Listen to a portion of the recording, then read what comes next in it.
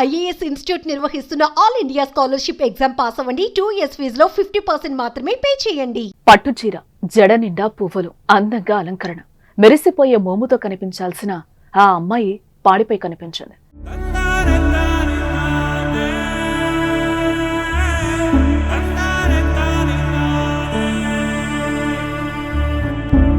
జడలో ఉండాల్సిన పూలదండ మెడలో పడింది. సందడిగా ఉండాల్సిన ఆ ఇంటి నిండా కన్నీటి దారులే కనిపించాయి. నవ్వాల్సిన కుటుంబ సభ్యులు ఏడుస్తున్నారు. ఇంతకీ ఏం జరిగింది? పెళ్లి జీవితంలో గొప్ప మలుపు కదా. ప్రతి ఒక్కరి జీవితంలో పెళ్లి అనేది ఓ మధురమైన ఘట్టం. వయసుకొచ్చినప్పటి నుంచే పెళ్లి గురించి రకరకాల కలలు కంటూ ఉంటారు.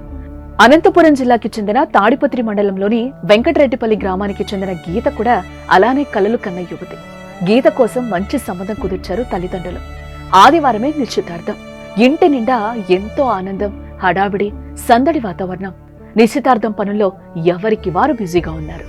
నిశ్చితార్థం అంటే ఏ అమ్మాయి అయినా అందంగా అలంకరించుకుని కనబడాలని కోరుకుంటుంది. గీత కూడా అదే కోరుకుంది. అచ్చమైన తెలుగింటి అమ్మాయిలా కనపడాలని అనుకుంది. గోరింటాకు పెట్టుకోవడం కోసం సోదరుడు నారాయణ రెడ్డితో కలిసి బైక్ పై తాడిపత్రి వెళ్ళింది. గోరింటాకు పెట్టుకుని ఇద్దరు గ్రామానికి బయలుదేరారు. కాసేపు ఆగితే ఇంటికి వచ్చేసేవారు. కానీ ట్రాక్టర్ రూపంలో మృత్యు దూసుకొచ్చింది. గ్రామం వద్దకు రాగానే ఎదురుగా వచ్చిన ట్రాక్టర్ ఢీకొనడంతో గీత అక్కడికక్కడే మృతి చెందింది. నారాయణ రెడ్డి తలకు తీవ్ర గాయాలయ్యాయి. కోటి ఆశలతో కొత్త జీవితంలోకి అడుగు పెట్టే సమయంలో గీత మరణం కుటుంబ సభ్యులు తట్టుకోలేకపోతున్నారు. గీత తల్లిదండ్రులు శ్రీరామ్ రెడ్డి, లక్ష్మీదేవిలు రోధిస్తున్న తీరు కంటతడి పెట్టిస్తోంది. పెళ్లి ముచ్చట తీరకుండానే వెళ్లిపోయావా తల్లి అని వారు ఏడుస్తుంటే గుండె తరుక్కుపోతోంది. నిశ్చితార్థం చేసుకోవాల్సిన అమ్మాయి అంత్యక్రియలు చూసి గ్రామస్తులు సైతం కన్నీరు పెట్టుకుంటున్నారు. గీత తల్లిదండ్రులకు మొత్తం 3 సంతానం. 2 కుమార్తెలు కాగా 1 కుమారుడు. ఎంతో కష్టపడి 3 బీటెక్ చదివించారు.